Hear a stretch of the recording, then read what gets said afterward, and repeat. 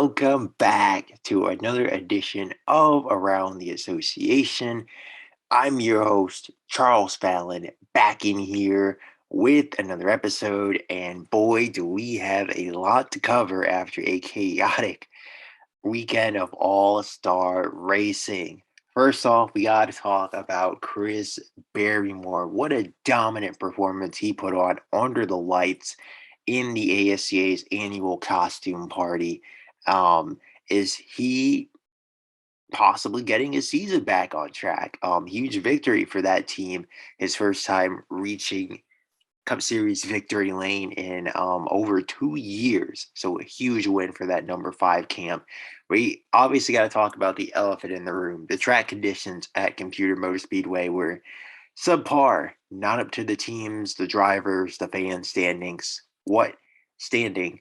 Um, what can standard? Geez, okay, standard. We're already off to a sloppy start, but what can the ASCA do to improve those conditions? And basically, less than a week's time, we're racing next weekend for the most prestigious rounds of the campaign. So, obviously, you'd hope that the sanctioning body can do something about that. So, we'll talk about that. We also got to talk about Randle Woods Motorsports. They're on a roll. Three straight wins for the organization, reigning title holders.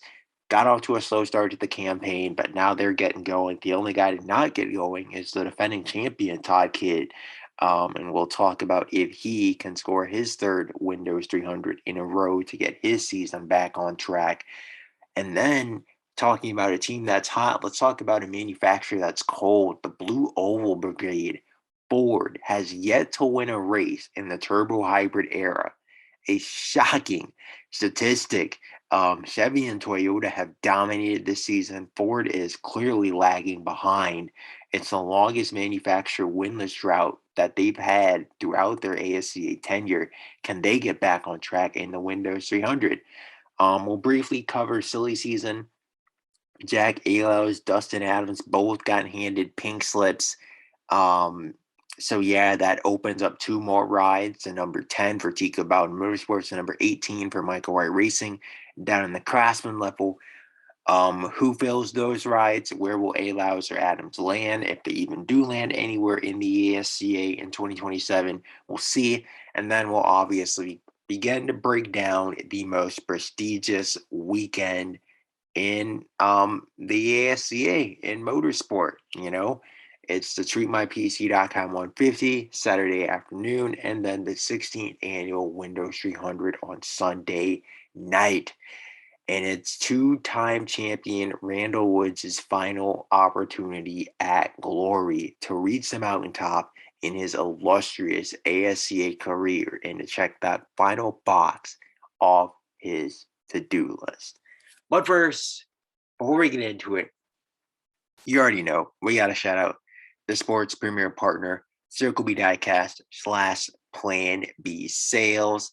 Now, it is important to note you can use code ASCA, but instead of it being free shipping on any orders $20 and more, it is soon going to be changing to only reduce shipping. Basically, $5 off your purchase.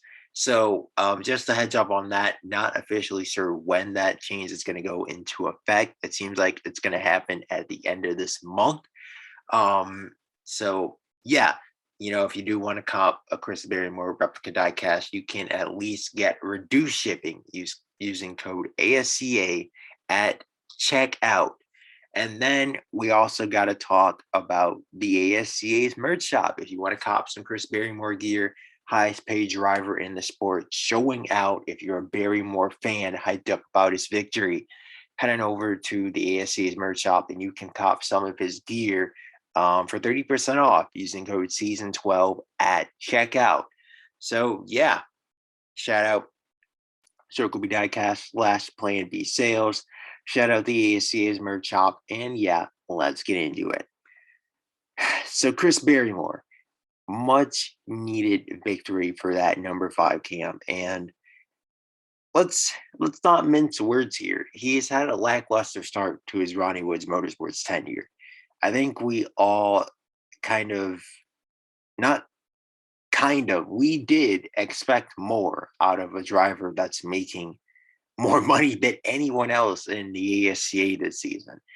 I know that there are obviously a lot of people that were kind of questioning the signing from the jump. This is a guy who hasn't won a Cup Series points paying race since 2024, mind you, and he still hasn't won one technically. Um, yeah, only 5 career victories to his credit. This is now his 10th season. Failed to live up to expectations at his father's team, CJ Barrymore Racing. You look at the way that things transpired between he and Cameron Atwood, not a good look on Barrymore's part. First off, letting Atwood come into the team, snatch the number one driver role away from you, and then basically get to the point where Barrymore has to throw a tantrum. It seemed like to, get out of his father's organization. It was not a good look. And, Ronnie Woods clearly, this is a guy, Ronnie Woods, has been high on, from day one, since he was this young guy, bushy tailed, 5-star, 17-year-old prospect who I believe got a top 5 finish in his debut, won in his third career start, 18 years of age.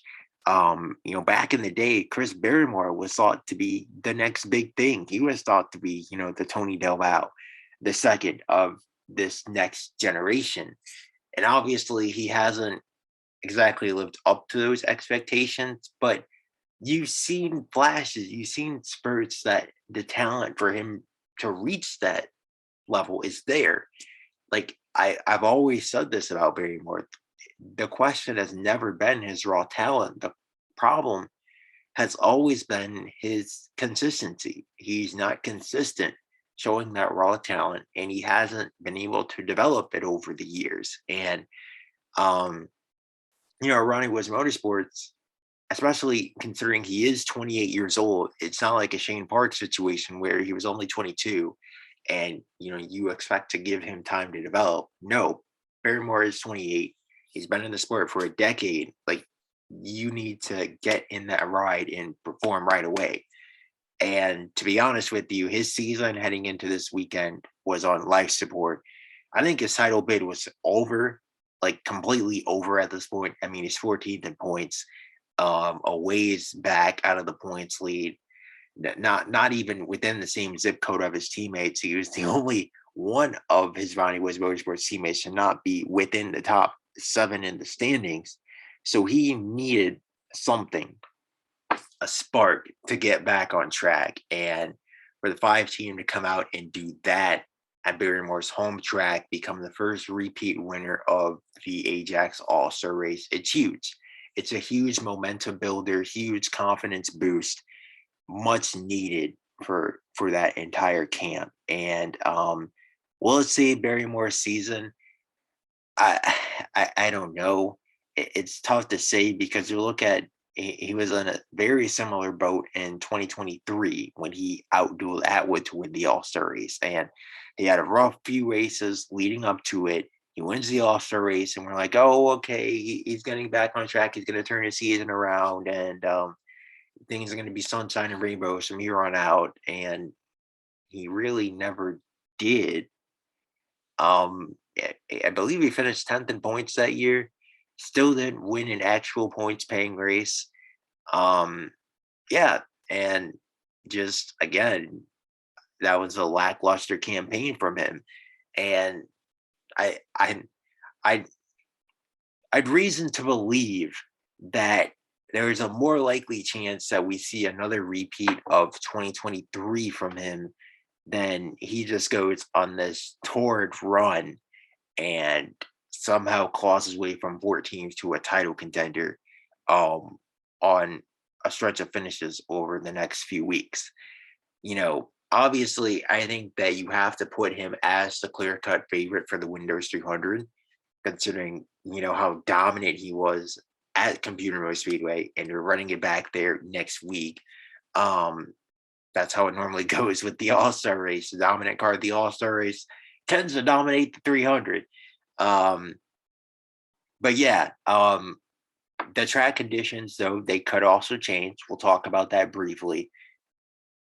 Barrymore has a history of failing to put races together and looking past the 300. He did run well at Salt Lake last year. You got to give him that. But you look at these next few tracks. Denver is another good track for him, but San Diego is not. Ajax Super Speedway, who knows? The Stone Yard, that's a good track for him. So I will say it's not completely out of the question. Now beginning to look at the schedule, like he does actually have a run of decent tracks to get back in the mix. The problem is he's just so far back at this point, and that's even with him salvaging sixth and seventh place finishes on the road courses. It just hasn't been good enough this year. So I won't say it's completely over. Actually, looking at the schedule, I think it is right for Barrymore fans to be a bit bullish on his odds of turning his season around, being a title contender. No, but I definitely think that there is, if he can continue to show this pace, and Ronnie Woods Motorsports as a whole can continue to show this pace that they have basically over the past week or so, like there's definitely a good chance that yeah, Barrymore could win not one, but maybe a couple races down the stretch. So I and angle themselves for a title push in 2027. But huge win, like I said, for that five camp. They were head and shoulders the car to beat. I don't think there's anyone in their zip code, but again, it's hard to really gauge because the All Star race was such a crapshoot compared to what it normally is. I mean, we only got 8 laps of racing in stage two. There was no practice. Again, the track conditions are extremely up in the air. We have no idea what type of track we're going to get when we come back out for practice this Friday for the 150 and 300. It's a mess right now, but it is certainly, if you are Ronnie Woods in Motorsports, if you are Chris Barrymore, you obviously got to be happy with what you saw on Saturday night. That's for sure. So, also, I think it was critical for him to outduel his predecessor in the number five, Randle Woods. That was that was a fun moment. Everything kind of coming full circle. Woods finishing behind his former car number that he helped to make so iconic and so famous over the years. That was a cool moment, but obviously not if you're Randall Woods or a Randall Woods fan. Certainly got to be tired of finishing second, and we'll talk much more about the two-time champion later in the show. But let's talk about the elephant in the room. The track conditions at Computer Motor Speedway were absolutely abysmal on Saturday. And first off, I know that I said that I was okay with the ASCA not holding practice for the All-Star race, but looking back, that was a terrible idea. And it was a terrible idea for a multitude of reasons. Number one, the drivers talked about it. It was extremely dangerous and irresponsible. Everyone, you could see in the Ajax Open that the drivers were completely unprepared. Graham Darty flying down into turn one, he immediately loses it. And yeah, he drops it and he's out of the race 10 seconds in. These guys realize there's absolutely zero grip out of the bottom line. And it would have helped if you had a couple practice sessions specifically for the All-Star race to tell these guys, hey, go run. You can only run the upper lane. Put some cones on the bottom lane, force these guys to run, not like obviously the top near the wall, but I mean like just a little bit off the bottom to at least get a semblance of a second groove in. Because what we had was, like I said, abysmal, lackluster, and frankly unacceptable that we are in the year 2026 and we still have one groove racetracks. Um, there's a lot of tools the ASC has at their disposal to fix the problem, but I think the main one that they missed was practice. They definitely should have ran practice, and they should have mandated these guys run that upper groove to kind of burn it in for Saturday night. And I think that while the show wouldn't have been much better, I think that we definitely at least could have seen more racing. These guys could have been more prepared. Um, yeah, I don't think it would have been as disastrous as it turned out to be, because the end product, I should say, is the fans aren't happy, the drivers aren't happy, the teams aren't happy. They tore up a bunch of equipment. No one won, with the track conditions. Obviously, Chris Barrymore did. He's certainly happy. He's like, please don't change anything. We got this thing hooked up on the bottom. But everyone else, I think, even Barrymore deep down, I think that he would, want a better show than what the ASC put on Saturday night. And I'll say for the sanctioning body, they've nailed the new regulations thus far. This season has been incredible. The parody has been really good. Um, a lot of different names we've seen up towards the front, like Braden Bennett, Greg Healy, Shane Park, Colin Ward, Ross Jackson won a race, Brent Renard won a race, Barrymore just won. So we've seen a lot of parody, um, different faces up towards the front of the field. We've seen Randle Woods running up there. Carson Smith's had his day. Graham Doherty's been okay. Um, but yeah, so they've nailed the new regulations. So it's not that they are incompetent, because clearly, nailing the new regulation, I think, is much harder than nailing a repay. So they've got the regulations right, but you got to get the track right, and especially the ASC's most historic track. Um, I that it's not like West Virginia where it's only one race a season. Like, no, Computer Motor Speedway, they host the All Star Race weekend. They host the two biggest races of the season in the Craftsman and the Cup Series, and then we come back here in June for another additional race later in the campaign, critical for the championship.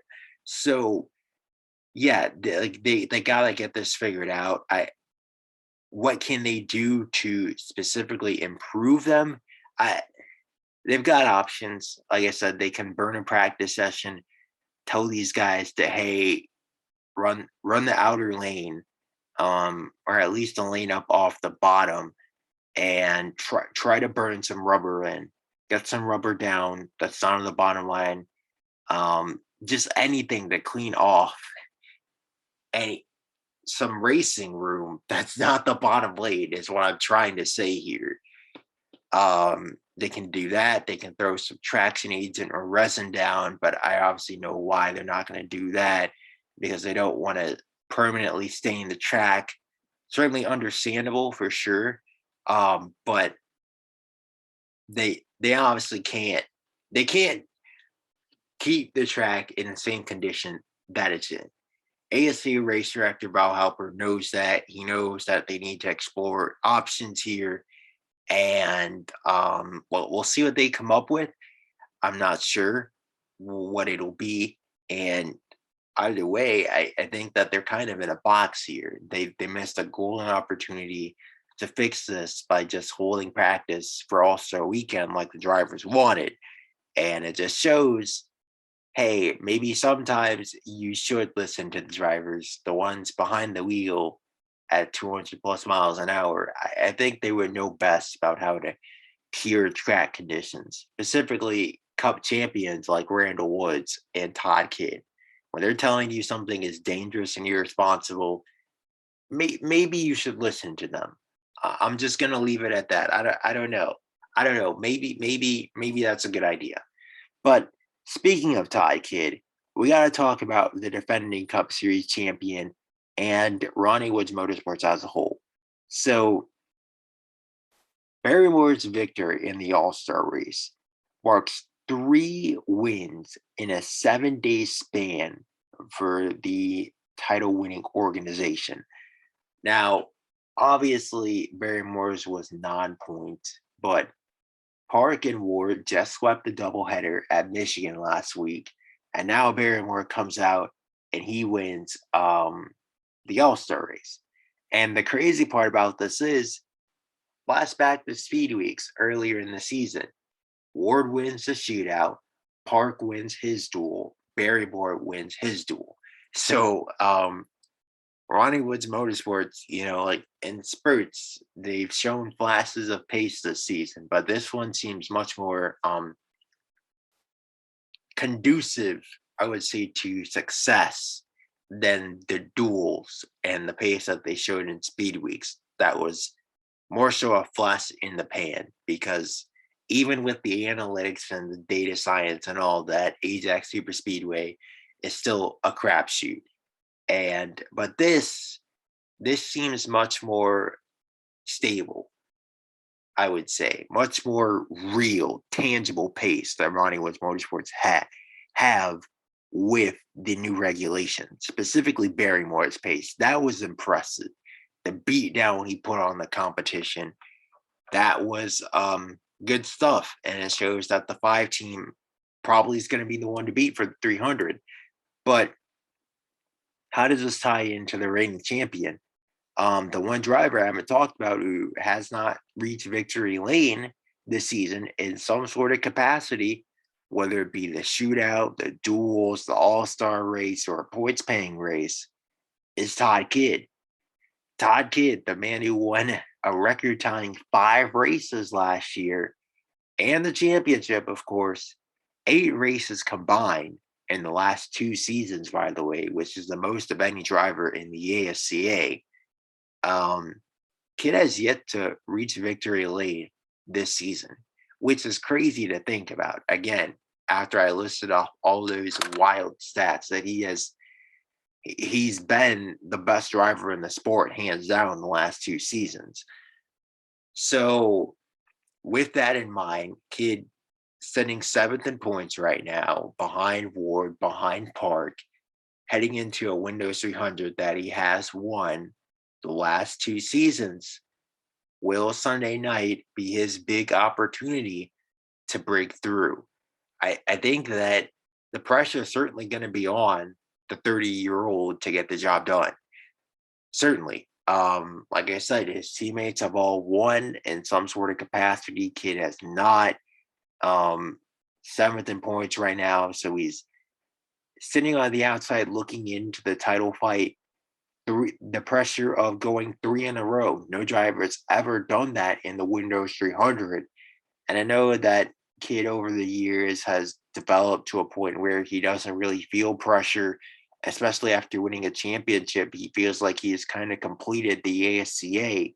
But certainly I think that that the expectations that he has on him right now are as high as they've ever been.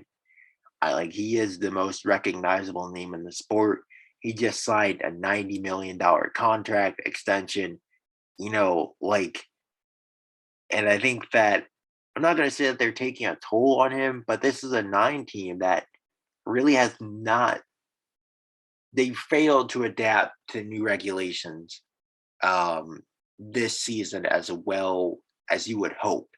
Now, granted, you could also make the argument that the guy he battled with for the championship last season, his fellow title protagonist, Diego Urquidy, has also done an equally bad job of adapting to the new regs as well.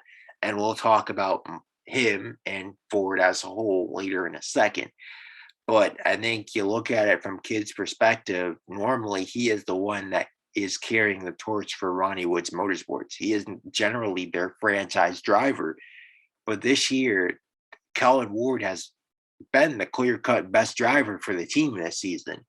Shane Park, you can make an argument, has been the second best driver. And Chris Barrymore, again, just won the All-Star race. So it's weird to see Todd Kidd on the back foot like this.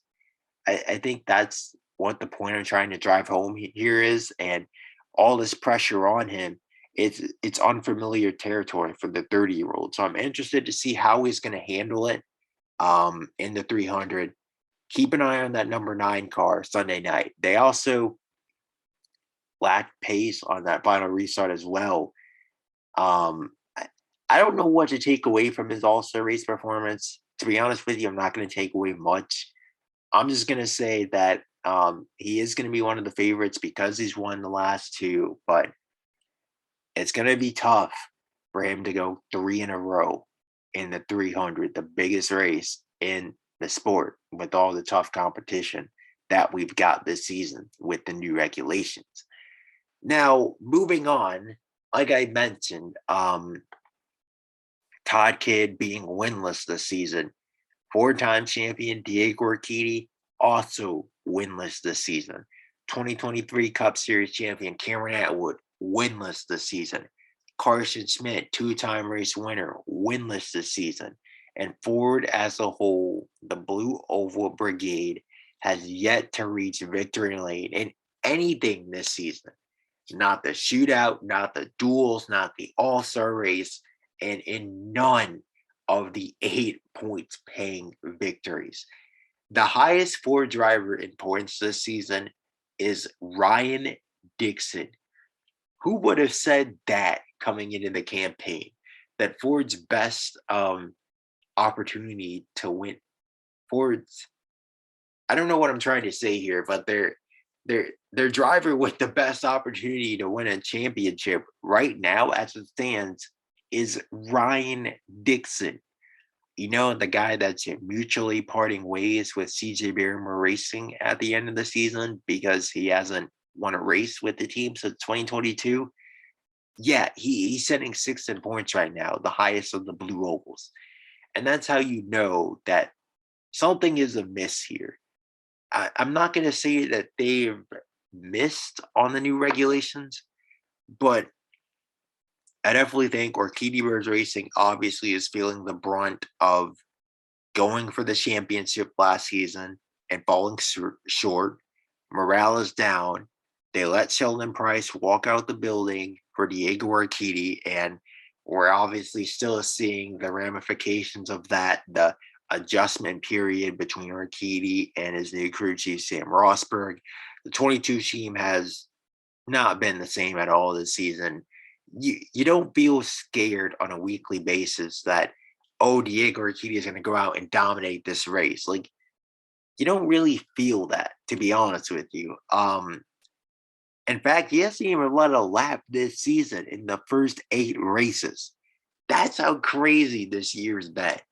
Um, he just, and I don't feel like, even though he is the Windows 300 all-time wins leader, of course, I have zero confidence that he's going to win again on Sunday night. I have no confidence it's going to be up there towards the front.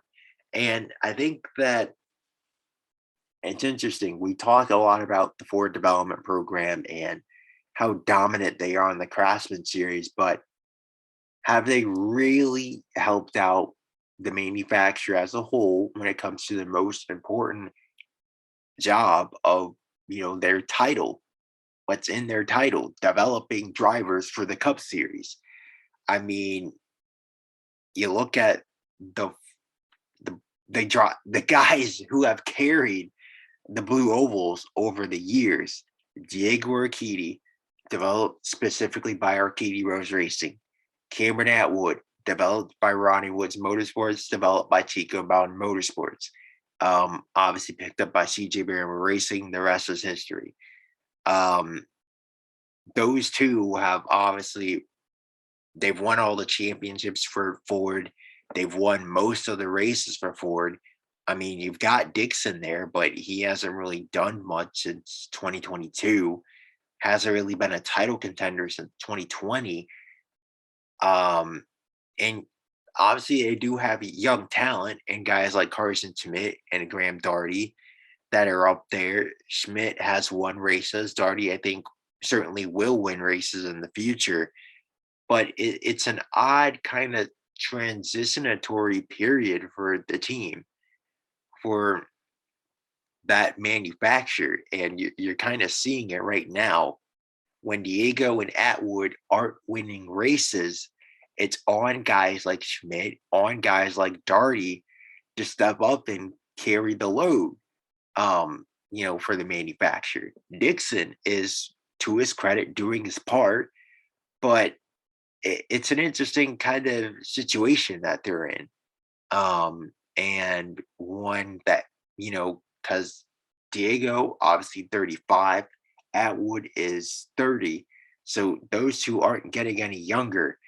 They're starting to fade out of the prime of their careers. You need guys like Carson Schmidt and Graham Darty to kind of step up, you know, sooner rather than later, take that next step, start to really develop and start winning some races, because they're going to be the future of the manufacturer. And as it stands right now, I, I don't think it's an equipment problem that they're not winning these races. I think that it's a driver problem and maybe a driver development problem that these young guys, they got to start stepping up. And I think that Diego and Atwood will break out of it eventually. They're going to win races at some point this season.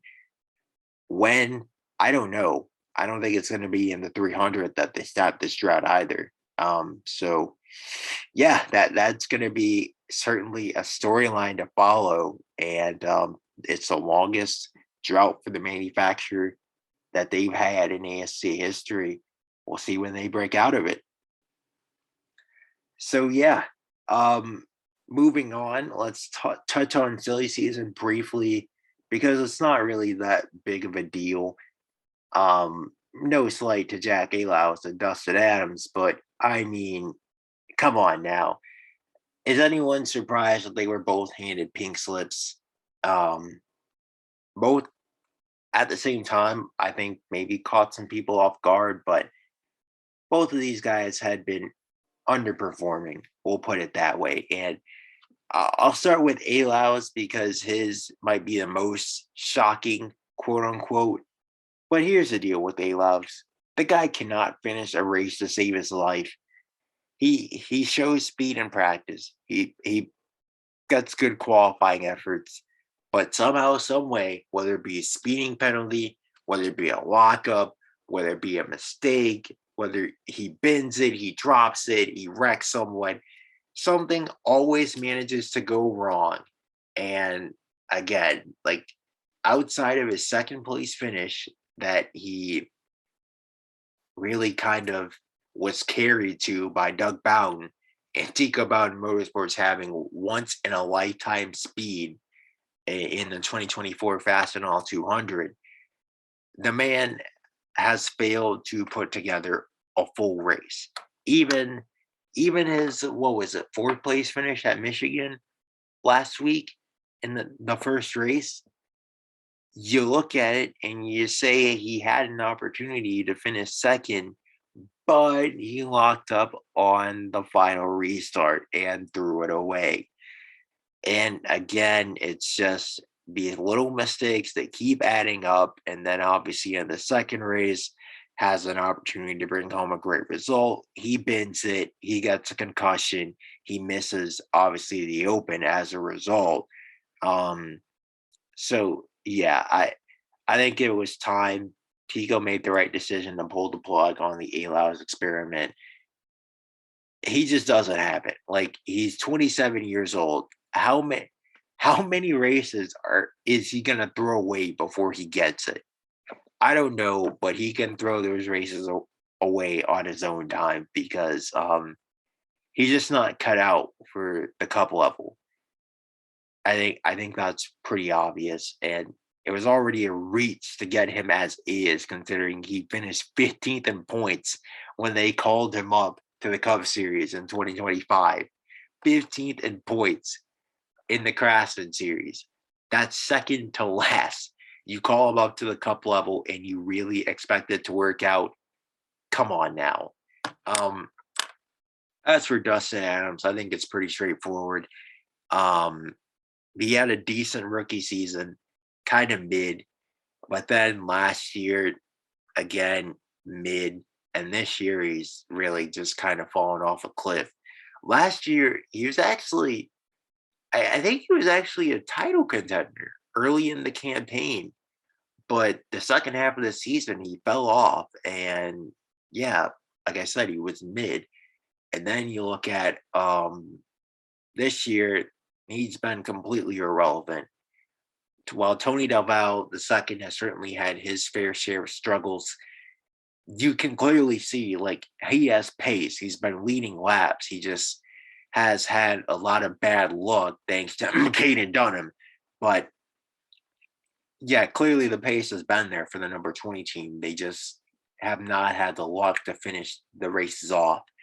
Adams has not had the pace at all, and he's had fine luck. He just hasn't had the pace. He can't keep up. And again, the 54 team, another example, Mike Wright Racing, they have the pace. That 54 team has won 2 races this season. So yeah, equipment is not the problem. It's a driver. Adams, another guy kind of older for one of these prospects. What is he, like 23 years old? It's his 3rd season. You would think that if he was gonna take that next step, he would get it by now, but he hasn't. So it's like, mm, like it was time. It was time to pull the plug and move on. Cut your losses. They have guys like Tyler Hero, um, Brendan Caldwell, kind of waiting in the wings at Michael Wright Racing. So they've got plenty of options to replace him. We'll see what they end up doing.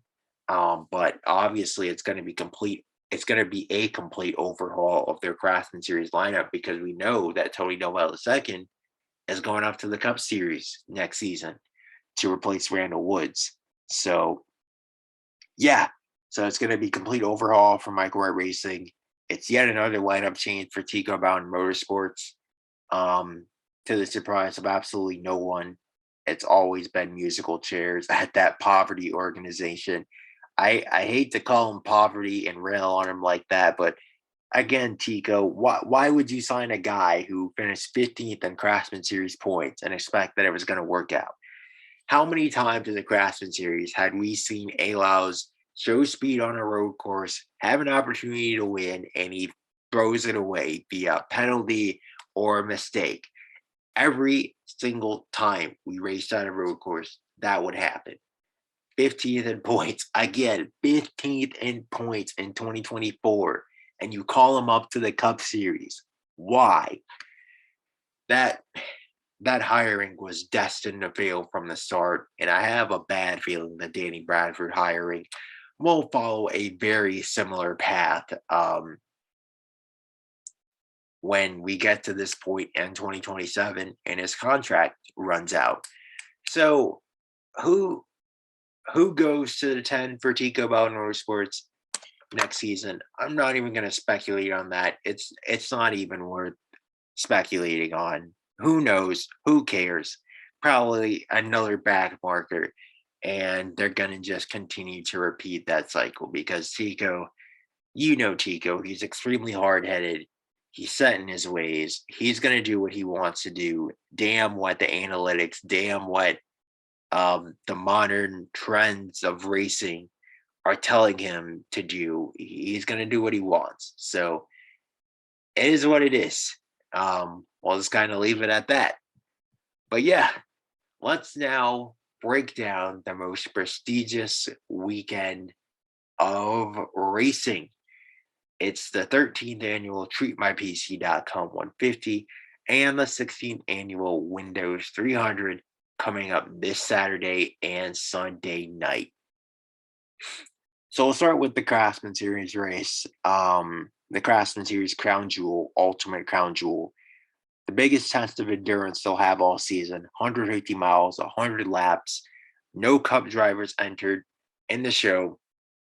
So you'll have the ASCA's first female driver since 2010, Nicolette Armstrong. Obviously, that's a huge storyline. Her making her ASCA debut. A lot of eyeballs are going to be on her. Again, it is a huge deal, and she earned this opportunity. You don't necessarily see those sort of I would say affirmative action hires is a good way to put it. Like she's not one of those. You don't see that in the ASCA. Like anyone that gets to this level gets here on merit. And Armstrong has certainly earned this opportunity with the Ford Development Program, and we're gonna see what he does with it. Um, I'll, I, hmm, I, I'm trying to figure out the words to phrase it, but he's a two-star prospect, so obviously not widely heralded, but apparently the Blue Oval gang saw enough in her to give her this opportunity. So we're gonna see where it goes, and then you've got Andy Hayward in the 16 for Dexter Andrews Motorsports. You've got Hero. I'm still trying to figure that out. He's going to be in the 54 for Michael Wright Racing. And then you've got Theo Russell, the ASCA Next member, making his debut in the number 60 for the Ford Development Program. I think that this race is going to come down once again to, just like last week, Gunnar Thorson, Caden Dunham. Those are the two guys I'm obviously watching. And ironically enough, last year's race kind of came down to a similar thing. A critical moment on one of the restarts was Gunnar Thorson getting turned by Graham Darty into the inside wall last year. And Thorson thought he had a car good enough to win that race. So now he's going to be racing Dunham in the 98 Darty successor. Obviously, these two have history. Just last week, we all know that with the restart, the post race incident. I can't, like, seeing these two battle it out on track is going to be very, very interesting, to say the least. Intriguing, all the buzzwords you want to throw out there, exciting for sure. But don't count out Matt Chamberlain, right up there, 13 points. I think he's going to show out, big opportunity for him in the championship. And B, Tony Del Valle II, the defending winner of this race. Again, he's had such an up and down season. It's hard to remember him because he's kind of out of title contention right now. Not completely out of it, but he needs a win, and he's going to need some help to get back fully into the mix. So if he can go back to back and get his first win in the campaign, that'd be huge to kind of throw himself back into the mix with his young compadres competing for victory. My pick to win this race, I'm gonna go with Dunham because the kid's he's something else, man. He truly is one of a kind. And between him and Thorson, especially with how aggressive these guys have to be to get on the bottom lane, we know how aggressive Dunham is. He's gonna make sure that when it comes down to it, when push comes to shove, I trust him more than I trust Thorson, for better or for worse. So I'm gonna go with Dunham for that one. And then let's break down the 16th annual Windows 300. So we obviously talked about the huge storyline for Todd Kidd. Can he go 3 in a row? Another big storyline. Inaugural Energizer IndyCar Series champion Graham Keller making an appearance. His ASCA debut. First open wheel driver to ever make an ASCA start. It's a huge moment in history. Definitely cannot wait to see how he does. He's going to be driving the number 15 for Ray Hall Killer Racing. They're fielding a stock car for this event. So I don't know how that's going to be prepared. They're running Snoots Enterprises engines for this race as well. Just a note to throw that out there. Snoots Enterprises chassis as well, just prepped by his IndyCar team. So that's going to be quite interesting, to say the least, as well. But obviously, I think the main storyline that everyone's going to be focusing on is Randle Woods, 2-time champion, 53-time ASCA winner, 26-time Cup winner, 29-time Craftsman Series winner, Ajax 200 winner, Northern 200 winner. Um, he's won everything in this sport except a Windows 300, and he's tried 15 times. He's failed every single one of them. This is his final chance. Obviously, we know he's retiring at the end of the season. This is his last chance. And that 18 team, they've been fast recently. Second in second in race two at Michigan, second in the All-Star race. Woods is fourth in points right now. He's actually a dark horse title contender. Who knows? He could actually win the championship in his final season. Like, he is right up there. We haven't really talked much about him as a title threat, but man, of Ward and Bennett and Leonard and these guys all find themselves in trouble. Woods could take the points lead very well after this race. But obviously his main goal, he's got the championships. Like, his goal is to win this race, the ASCA's grand prize. This is the one thing that is missing on his resume. And he's going to be a Hall of Famer regardless. Obviously, he's an ASCA legend regardless. But if he cannot win this race, that's going to be a huge blemish, a huge kind of gaping void on his resume, his Hall of Fame trophy case. Eh, I hate to be that way and diminish the stuff that the ASCA's all-time wins leader has done, but this is the biggest race in the sport, man. Like, we've seen Diego Urquidy, the Todd Kids. They've won it multiple times. You know, Jimmy Hood's won it. Nick Urquidy's won it. Dan Rogers has won it. All these guys have gotten the job done, and Woods, just for some reason or another, just has failed to do it. Even guys like Norm Lester, um, Boris Tables, journeymen like that have gotten the job done. And it baffles me that somehow, some way, Woods has still not won this race. And I think that everyone, I think that most viewers are going to be rooting for that number 18. We're all going to be Randle Woods fans on Sunday night. Um, it's just you really want to see him go out in a blaze of glory and check that final thing off his bucket list. I would hate to see him retire without a Winner's 300 trophy in his case, man. I really would, especially after 2021 and how that race ended for him. Like, he deserves one, man. He deserves one, and hopefully he can get the job done. But this just goes to show you, never take these races for granted. Never take these Windows 300 wins for granted, man. Because if Randall Woods can't win it, that just goes to show you how hard it is to win the sport's biggest race. And that's why we have 27 competitors competing for the ASCA's grand prize. But man, can I pick him to win? To be honest with you, I can't. I cannot pick him to win. And I'm gonna actually go with Chris Barrymore.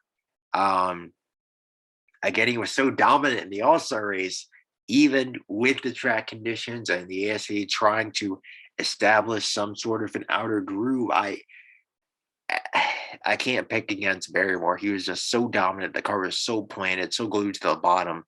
And the track conditions are going to be the exact same for the 300 that they were in the All-Star race. It's just 300 starting an hour earlier.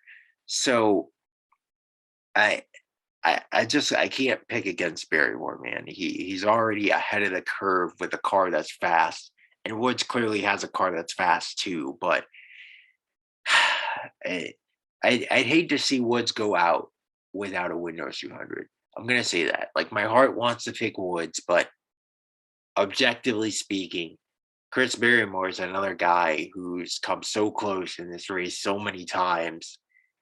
I got to pick him to get the job done. To be honest with you, that's just what that's just what the brain is saying. So Hopefully, I'm wrong. Hopefully, the heart's correct. Hopefully, Woods can get the job done. But yeah, that is a wrap for this Windows 300 preview edition of Around the Association. I'm your host, Charles Fallon, and we will be back next week to cover the most prestigious weekend in diecast racing.